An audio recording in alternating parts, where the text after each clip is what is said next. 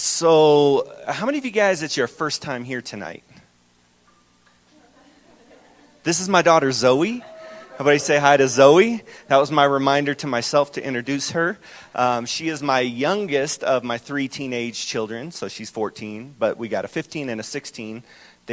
She has the honorable distinction of tonight, being the one who got in the car on time. So, give it up for Zoe. My wife is Lisa, and she is in Vegas this weekend, but it's for work. So I don't know if we should be like woo or like So, but I don't know. I mean, a little bit of both maybe. So that's where she's at. And what else? So now I just want to say this. I'm feeling a little bit put off by the fact that there's like a bunch of people here and then some people here, and there's no one right here. So I would just like to know: is there anybody who's willing to volunteer? Like to offer as tribute.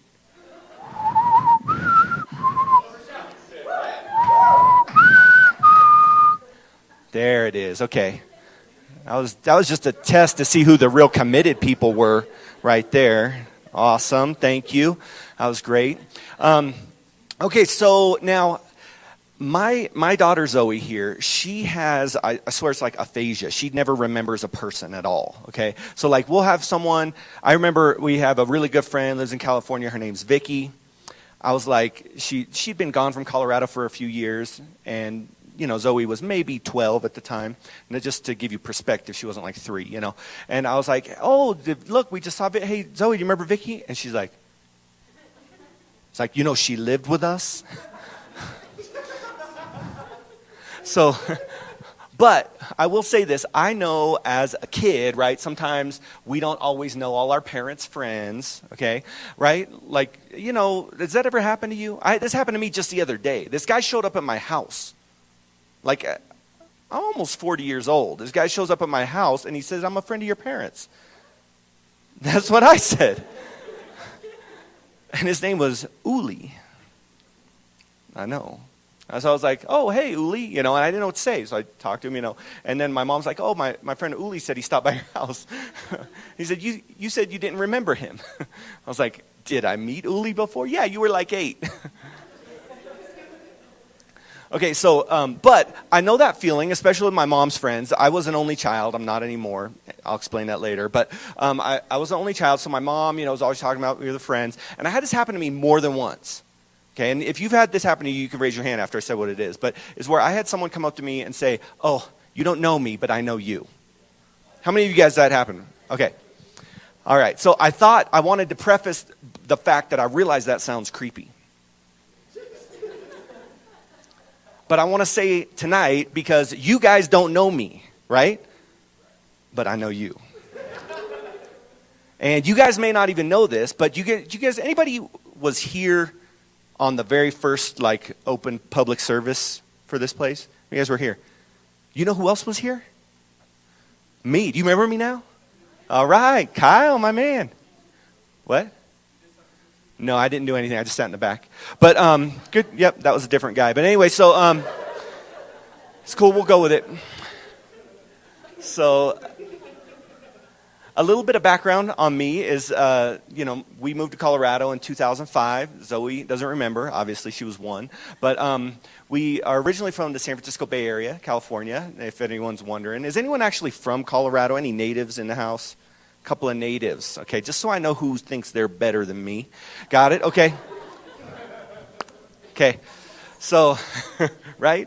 There's only 3 of you. We could take you. Okay? Yeah. Jillian, could you make sure he doesn't do that? Yeah. Okay.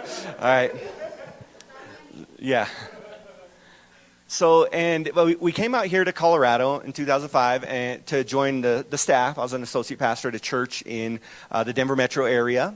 We were there for 4 years and then got this insane idea that we wanted to church plant.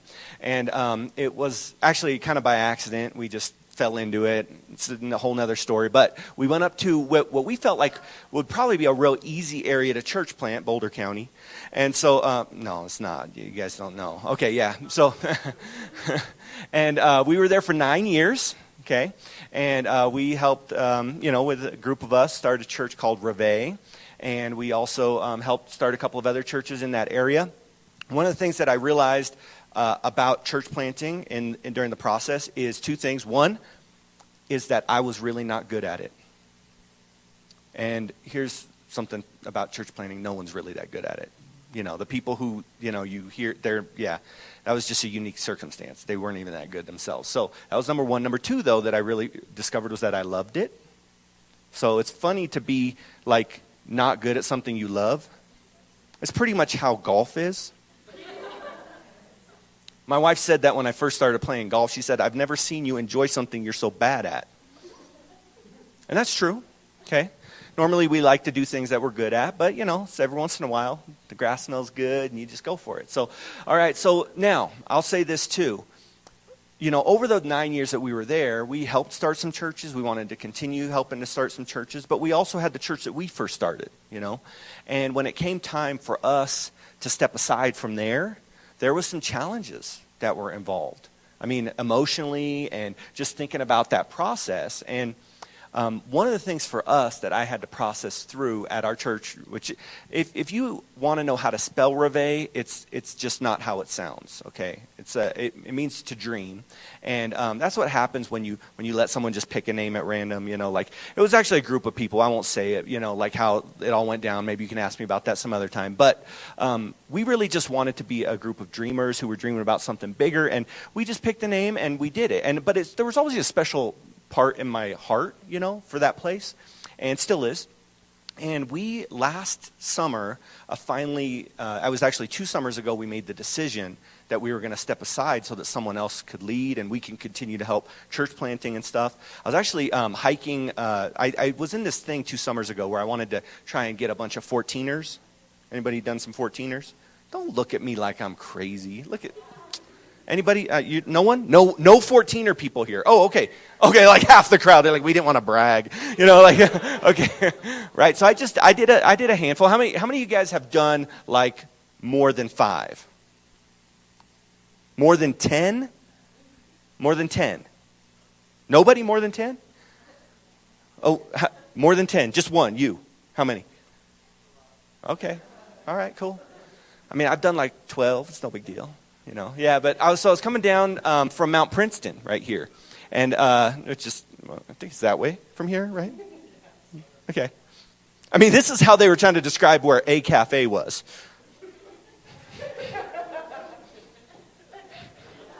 That's literally what happened. Okay. I feel like I could identify Mount Princeton easier than the cafe across the street. But, okay. So I just felt like, it was time, and it was about a year process for us, but there was something about that process, and there was a section of scripture that really I felt like was helpful for me, and I want to talk a little bit about it today, but there's also something else. Last summer, Zoe, myself, the other members of our family who can't get in cars on time, we all went to Europe last summer, and we went to a couple of the cathedrals. How many of you guys have ever been to one of those big cathedrals? They're pretty impressive. I mean, amazing, awe-inspiring. The one that is kind of like one of the crown jewels of all cathedrals is Notre Dame, okay? It's not just about the hunchback, by the way. So there's other things to it. But one of the things as I was reading about cathedrals is that, back in that day, when they had to start churches, it was all about, they had to have a space that they could do that.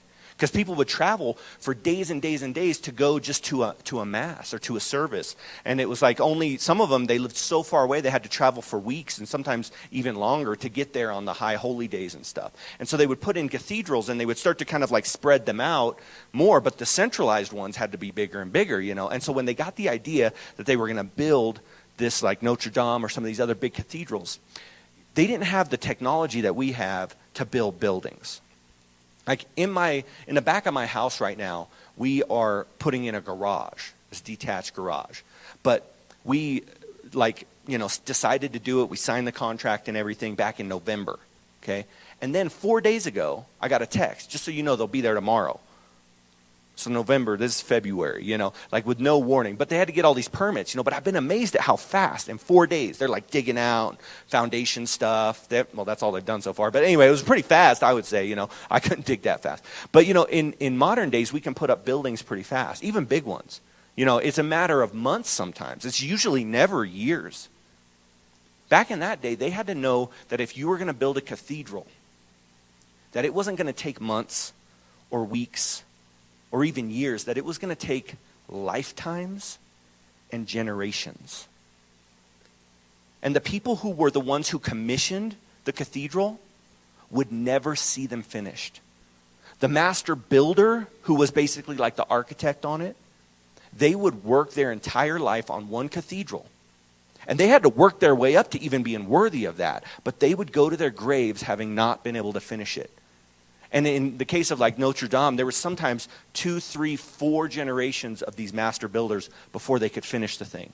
And that doesn't even count additions and stuff that they added onto it. But to think about something that you would build on that was bigger than even your own lifetime. And I think in some ways we can all relate to that. We can all relate to this idea that whether it be like a project at work, or maybe it's something that we all have things that we do that are greater than our own existence and our own life, and that are bigger than ourselves, and it's going to take other people to do. I can give you another great example. Parenting, right? How many of you guys have kids? Anybody in the room? A few people, right? So you know that you are working on something that is going to outlive you. Okay, you're working on something that other people are going to contribute to, and hopefully they are going to do some things that are even better than you. I think as we think about this idea that we can work on something that will live beyond our time spent here on earth is something that we can relate to, all right? So, by the way, you guys are just going to do whatever, huh, with these? I feel like you had me, but then, like, did you guys already see that? What about the next one? See, like, I feel like they missed a step here. Sorry, Joe. I was just throwing you right under the bus. I'm just playing around. So I was just going to say, now it's fine. It's fine. Joe's like, I'm out. Forget it. Like, yeah. Right. Guys, I'll be right back.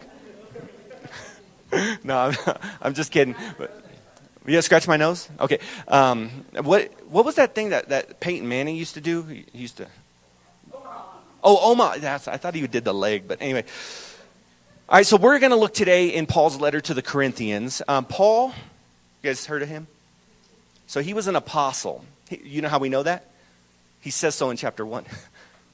So, all right. Now, but what was that he did? Because when we think about apostle today and what that looks like, Paul really, in my opinion, is a great example of a church planter. Like, that's what he did. That's what he does. So he started the church in Corinth. Okay, which is a city in Greece somewhere-ish. And I haven't been there, but that's what they tell me. And so he started this church there, and he would go and he would spend months there, even years sometimes. And then he would go to another place and he would do it. But what would happen is he would write a letter back to that church. It was like after he'd leave, he'd write a letter back. And now these letters, they were talking to the churches, and sometimes they weren't always like the healthiest. Okay, like we can admit that sometimes they were. And I like personally to know that somebody's like a little bit less healthy than me. Okay, like I want to be healthy, okay? Like, and I know I need people who are examples, but I also just like it when someone's just a little bit slower going up the hike. Like I like to snowboard with someone, at least one person who's just a little bit worse than me. Okay? And I feel like that's what Corinthians is for us. Like we just know no matter how bad we get, like we're not the Corinthians, right? Like I just feel like as a church today in the modern era, we can just be like, all right, I'm all right. I'm not the Corinthians. Now there were better ones, but at least in that case. And so Paul's writing this letter, and he's writing it back to the Corinthians. And, you know, admittedly, there was some dysfunction going on, and that would follow. And so he would write these letters. He would kind of correct, exhort, confirm, affirm certain things. He would kind of bring them into alignment and other things. And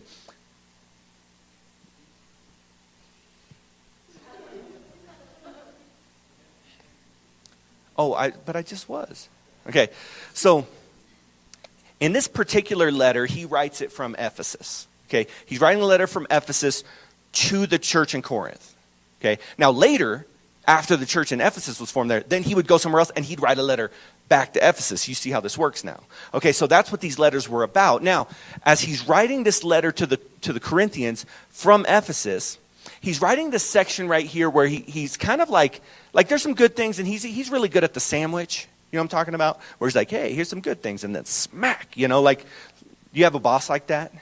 Like, I think they teach that in management classes. They're like, so you're a really good dresser, but you're always late. Like some stuff like that. So Paul does a little bit of that. We get this section in chapter 3, and he says, dear brothers and sisters, when I was with you, I couldn't talk to you as I would spiritual people. I had to talk to you as though you belonged to this world, as though you were infants in Christ. I had to feed you with milk, not with solid food. So he's kind of talking to them about immaturity. And he says, the reason I had to do that was because you weren't ready for anything stronger. Now, the reason why I bring this up is because I think it gives some context for what he's talking about. The context is, even though he says it in kind of a negative way, like, let's just be real, like, Paul was kind of a jerk. I mean, the way he write letters and stuff, he would be calling people out, like, dude, you got no tact, But in the context of this, he's talking about spiritual maturity, and I think in the setting where we're here in a group of believers and a community of people who are on the journey, at least, in this walk of faith, we all are, I am. I like to know some people are a little behind, but, we all are on it. But wherever we're at, we know that maturity is kind of our goal. That we want to get to a mature place. We want to get to a place where we're growing in our spirituality. Right? Am I wrong in this? Just give me a little. Okay, cool. So Asa and I. Word.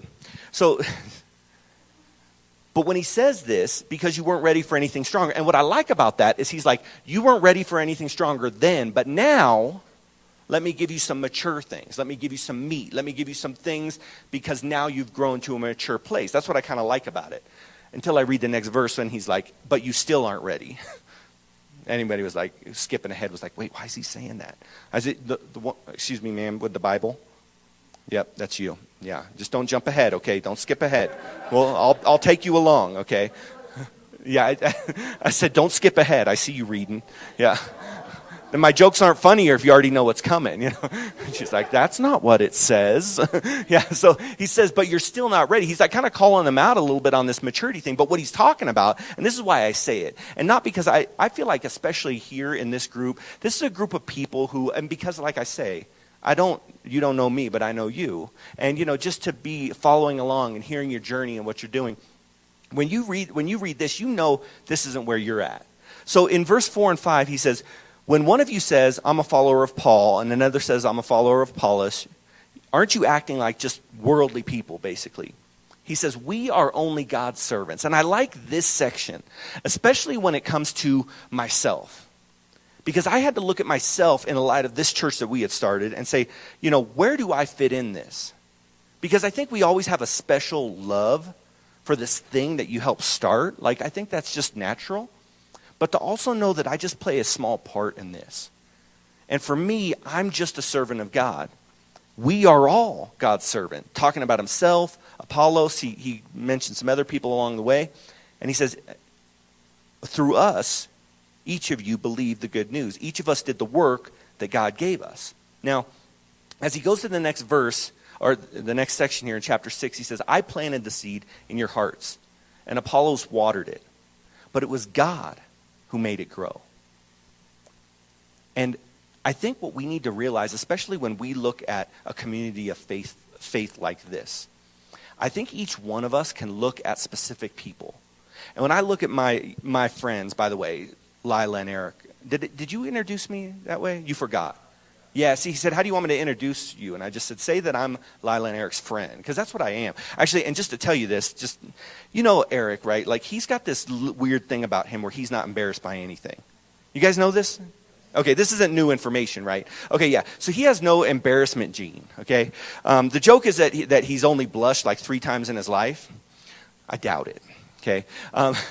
But he said to me one time, hey, can I stay the night at your house? I'm doing this thing, and it was up in Fort Collins, and so, Boulder's on the, way to Fort Collins from here, and so that's kind of closer. And I said, sure. So I said, but this event that was happening, I said, I already got like 3 people staying in my house, 2 people in the guest room, and then someone over here. And he's like, it doesn't matter, I'll just take the couch. I'm only going to be there a little bit. So he came in late at night. He crashed on the couch, and then it was like 2, 3 in the morning. He had a knock, knock, knock on the bedroom door. Knock, knock, knock. And I did what all dads do. I pretended to be asleep. And my wife gets up because she knows that I'm pretending to be asleep. But at this point, she doesn't want to fight about it. And so she gets up and she opens the door and she's like, hello? And it's Eric. And he's at the door. And he says, hey, I'm really sorry, but I've been down there, I've been up, and I can't sleep. I just have a really bad hemorrhoid.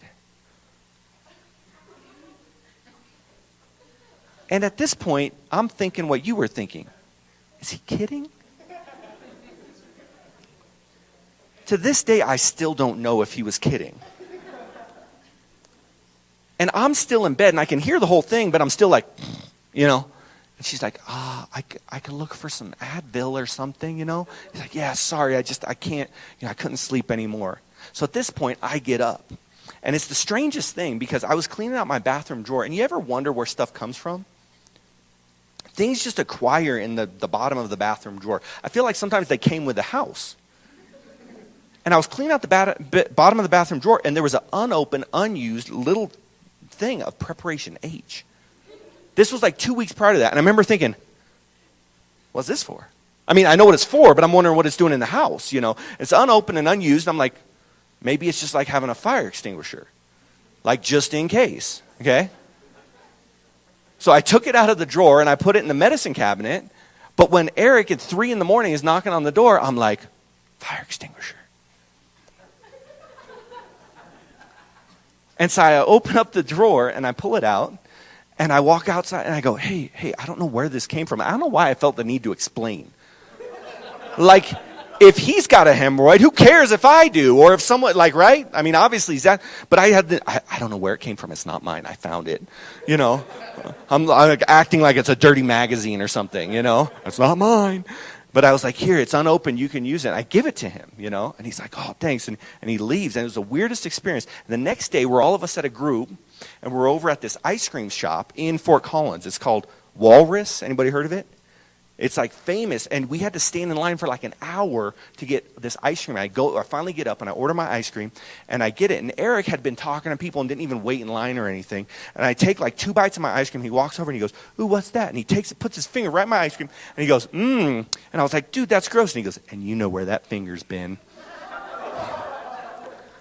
And I just threw it away. So these are my friends, okay? So. You know your friends when that kind of stuff, right? And so I'll say this. All of us, and I don't know how Paul was and Apollos, and sometimes I get the feeling that they weren't like, they didn't think of each other always like friends. I know, like, Paul probably didn't have a lot of friends, let's face it. Like, he's like, John Mark is stupid. Peter, you're just a legalist. He's like always calling people out, He's like, he's worthless. Send him. Bring my jacket. Like, that's what Paul was doing, okay? So I don't know if Paul really had friends or who his friends was, but somehow he had this idea that all of these people were working together for the same thing, okay? And that's what he's talking about here. And he's saying, I planted a seed in your heart, Apollos watered it, but he was careful to say this, it was God who made it grow. And when we look at this church, when we look at this community, when we look at all of us, in fact, there are people who contribute. We can all think to mentors in our lives, or leaders, or spiritual fathers and mothers in all of our lives. I know I can. But we have to remember always is what's important is that God is the one who makes that seed grow. It always is. And so, as we go on in the verse, he says, the one who plants and the one who waters work together with the same purpose. And both will be rewarded for his or her own hard work. We are both God's workers, and you are God's field. You are God's building. And when he talks about, don't you hate it sometimes when they mix metaphors? What are we, a field or a building? Like he's mixing it up. But the idea is the same. Because in some sense, he's talking about a building being built, with bricks and mortar and stone. In others, he's talking about a seed being planted and making grow. And the reality is, all the metaphors break down eventually, okay? So we can't take these too far. But he says the idea here is that you are God's field and you are God's building. And sometimes I think we can think of people like me who are pastors, who are here to equip saints for the works of ministry. And in fact, because I know this about some of you guys. A lot of you in this room are actually called yourselves to be pastors. You're maybe in a season of training or development, or you're in some ministry capacity even right now. And I know that the way this church functions is it's not all about one person. It's about all of these people, all of us, everyone doing their part. Like, so I know that. That's how it is. But sometimes we can think about our work in terms of like a downhill skier or a snowboarder. It's me, by the way. I'm not that great, so if you're really bad, just a little beneath me, we could go. All right, so if you're on the double blacks, then no, I'm like maybe single, blues. Okay, so, but we can get the idea that that's what we're doing here when we talk about our work in ministry. And even as we look around the church, we could say, okay, you're up, you're in, you're out. I probably did that all wrong, but you know what I mean? Like, you've got this job and you've got that job, and that's good in some senses. Like, you don't want everyone be focused on one thing, and so you forget about the other thing, but you got to realize that what we do as disciples and ministers and all of these things is that it's not a solo activity. It's more like a team sport. I remember as a kid, I grew up, we played soccer, okay? And we had to play the sports where all it required was a ball. Okay, so I grew up in the Bay Area, and it wasn't real, so it was like we could play basketball, we could play soccer. You know, people were like, what about lacrosse? I'm like, too much gear, you know. But I remember when we play soccer, the important thing that our coach would always say, because everybody always just would run to the ball, he's like, don't play bunch ball, you got to pass it. And I think that when you look at this church and what's, you know, right now, for this minute, you know, Lila's like, hey, you know what, Zach, I want to pass you the ball. And I've been dribbling it down the court here for a minute, but now I'm going to pass it. And sometimes we got to take a break, and I hated it when my coach would be like, hey, come out, take a rest. I'd always be like, put me in, coach, put me in, coach. But all of us have to realize that our role in this thing that we're doing is that this is God's building. And I'm going to just kind of finish with this one thought right here. In 1 Corinthians 3:9, he says, you are God's field. You are God's building. And I was thinking about this. God's building. God's building. Like, that is the apostrophe S possessive, right? You belong to God, his building. But it also is that God is building, right? That in this season of life where we're at, where this community is at, that God is building something in a way that is deeper and stronger, maybe more challenging, but a greater opportunity for growth than perhaps has ever seen in the life of this church. I know for me, it was a privilege. It was an honor to lead Reveille for the years that I did. But I also know that God now, in my case, has someone else who's doing that work. And in fact, better than me. But as we take that and look at our context here, what does that look like? I think all of us have to understand that we have roles to fill. And so when Asa said, how do I introduce you? You're going to fill in preach sometimes? Yeah, kind of, guess. But the reality is what my role is here isn't nearly as important as what is your role here.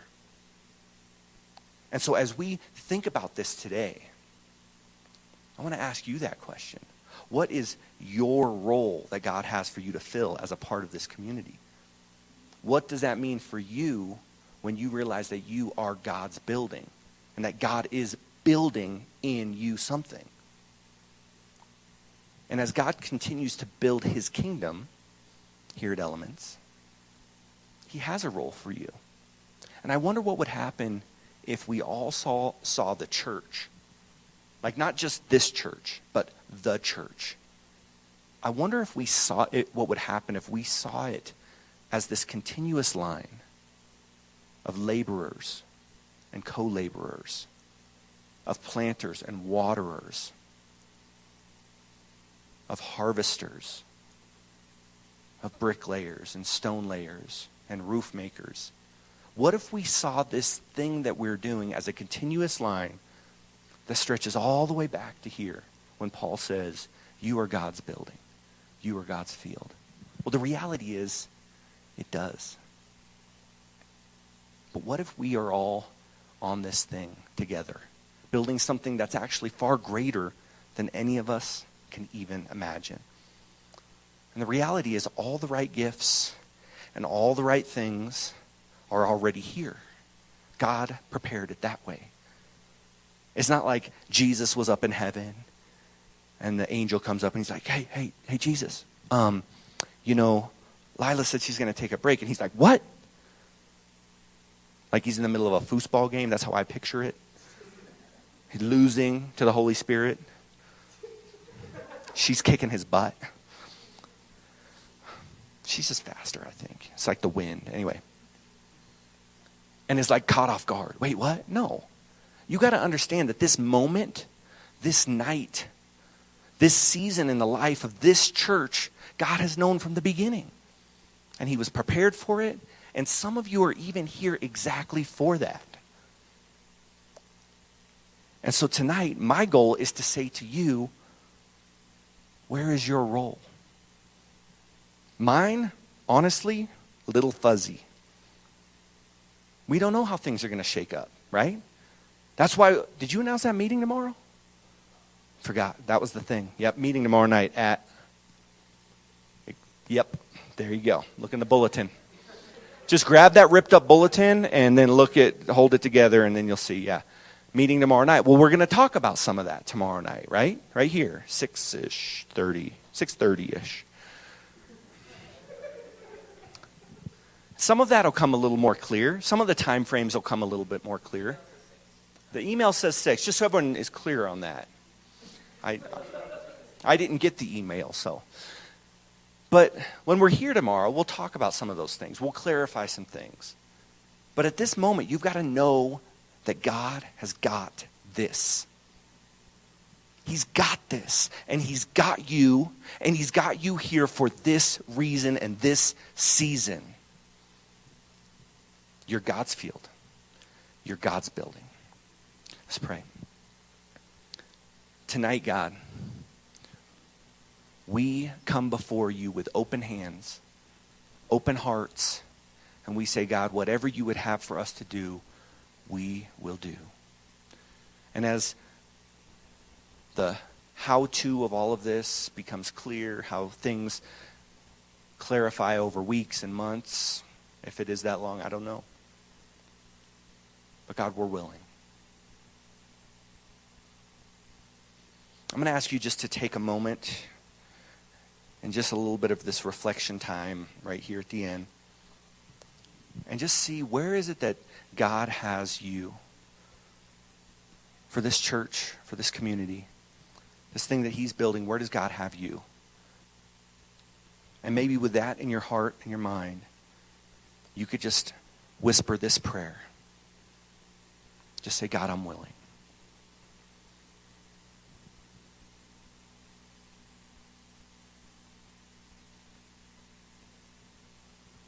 God, I'm willing.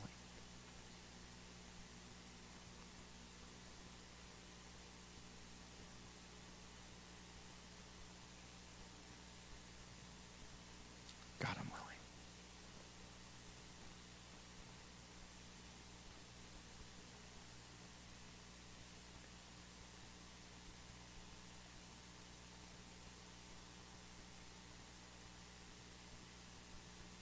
You know, as I was reading this verse, this chapter 3, I read something this week that I never noticed before. And it was right at the end of verse 21. And Paul says, so then no more boasting, which that's always the part I get stuck on. Like, oh man, but I am so good at basketball. No more boasting about human leaders. All things are yours. All things are yours. Whether Paul or Apollos or Caiaphas or the world or life or death or the present or the future, all are yours. Think about that. Everything to do with all of this and all of the leaders, and even as Paul talks about himself in the third person there, it's a little weird.